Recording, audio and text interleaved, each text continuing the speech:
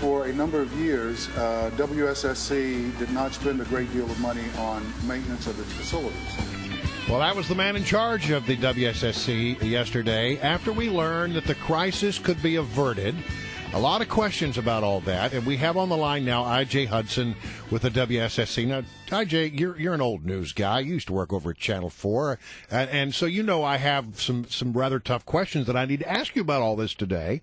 I mean, when did you first know that there was a workaround? Because it seemed that, the National Harbor people, they like shut down their hotel at noon, and it seemed like it was about noon 15 or so that we learned that, we've averted the problem. Well, we knew over the weekend that this valve was always a possibility. That was going to be our first thing that we tried to use. But we could not get that valve unstuck and ready to move. Try after try, we could not get it to work. So what do? You go to a plan B. What's going to work? The pipe isn't going to wait. The pipe is going to fail. You have to do something. You have to prepare people, because if that valve wouldn't work, we had to do what they call back up to the next valve, which would have taken out about 3 miles of pipeline. All right. And put a lot of people out. But you continued to work on the valve, right? You bet. And so here my question is, why didn't you tell Rishern Baker and everybody that you still had a possible workaround in the works? I can't answer that other than to say that we didn't want to build up false hope. We wanted people to take action. If I tell you, you know what, here's what we really have to do, there's a tiny, tiny, tiny chance we might be able to do something else. What's your reaction? Oh, they're going to fix that. We're not going to do anything. I know. What if we couldn't, just a second, please, if we couldn't get that valve to work, or even if we could get the valve to work partially, and it failed, you're talking about a catastrophic failure here. We'd lose a lot of water. There'd be a lot of issues. We did the best that we could with the information we had at the time, and I think we made the right decision. All right, so what exact time did the valve start to work?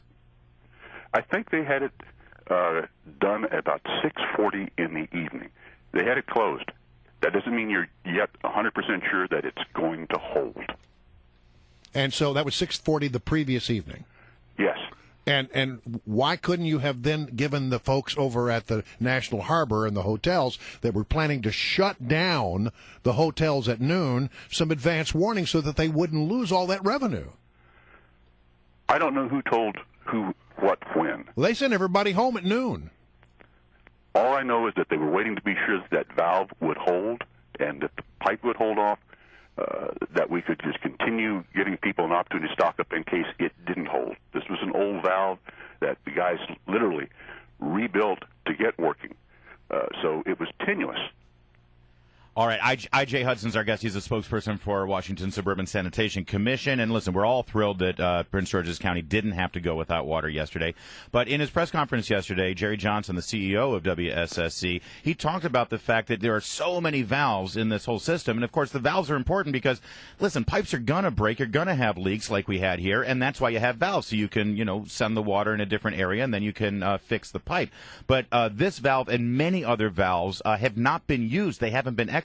He said that this valve in question hadn't been used for about 6 years. Shouldn't there be a maintenance plan in place so that these valves can regularly be exercised so we know if there's a problem and then you can avert a disaster? Yes, the valves do need attention, and that is a big topic of discussion, is how do we do that? As Mr. Johnson said yesterday, some years ago, when the WSSC had some severe budget issues, there were no rate increases for like 6 years, and almost 40% of people were laid off. The organization was really trimmed back. There were a lot of important programs that went by the wayside for a while. And you're right, the valves are very important. They just control so many things, and I'm sure that there's going to be new emphasis on doing something about those valves, exercising the valves, replacing some, more inspections. You're right about that. And yet, I mean, is anybody responsible for the decision to eliminate the maintenance and exercising of the valves from the maintenance schedule due to budget cuts? I mean, that was something more than probably 13, 14 years ago. But you realize this opens up the WSSC. I mean, people said, okay, they didn't have money to spend on this fundamental thing. Well, what did they spend their money on? I mean, if people want to go look at the expenses and the budget of the WSSC, is that posted online? Can we see what choices they made? It's all public information. It's been there for a long time. And, people had to make decisions on what they want to do. We have to make decisions every year on our budget, and sort of not like the family budget. We don't say, how much money do we have? Okay, what can we spend it on? What do we have to spend it on?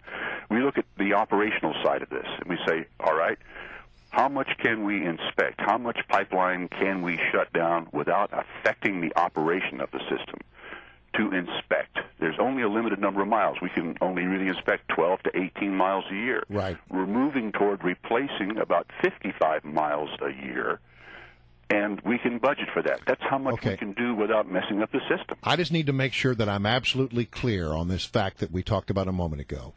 You got that valve closed 18 hours before noon yesterday. 18. 6 to 6 would have been 12, and another 6 is 18. That sounds right. So, and in that 18 hours, nobody ever thought to tell. Not sure that it was going to hold. Well, I know, but in 18 hours, you certainly have gotten some confidence about it, enough to tell businesses that lost revenue, you're not going to have to close down. I don't understand why it was that you waited until the hotel kicked everybody out of the hotel, and they had to cancel all these reservations, and businesses had to close down when you knew 18 hours before there was a good chance this might work. Well, it was a good chance it was going to work at that point, but not 100%. You still don't know. You've got the pipe as a factor. That's the ticking thing. It's the pipe that calls the shots. Yeah, but there was a workaround. What do we tell? Let's put it this way. We tell them, hey, there's a good chance that this is going to work. And what can they do? Well, let's see. Let's roll the dice. Well, no, I mean, you listen. Can't roll the dice with people. They kicked everybody. You have to have people be able to prepare. But IJ, they kicked everybody out by noon, and they were told at 12:30 it was all clear. So, I mean, if they had just said, "Listen, hang out for another couple hours, and we might be okay," if you could have moved that up for an hour, you would have saved people a lot of money. How would you notify all of those people that quickly? You call a press conference. In place. All right, IJ. Listen, I know that you're a busy man and you've got a lot to do today, but we really do appreciate you being here with us. Oh, by the way, if you'd like to know, the new pipe is almost installed. Well, great. Oh, listen, lost water. And we know everybody who was working their butts off to get this going. They're very hard workers, and we appreciate all the work that they did. And thank goodness this disaster was averted. All right, IJ, thanks a lot.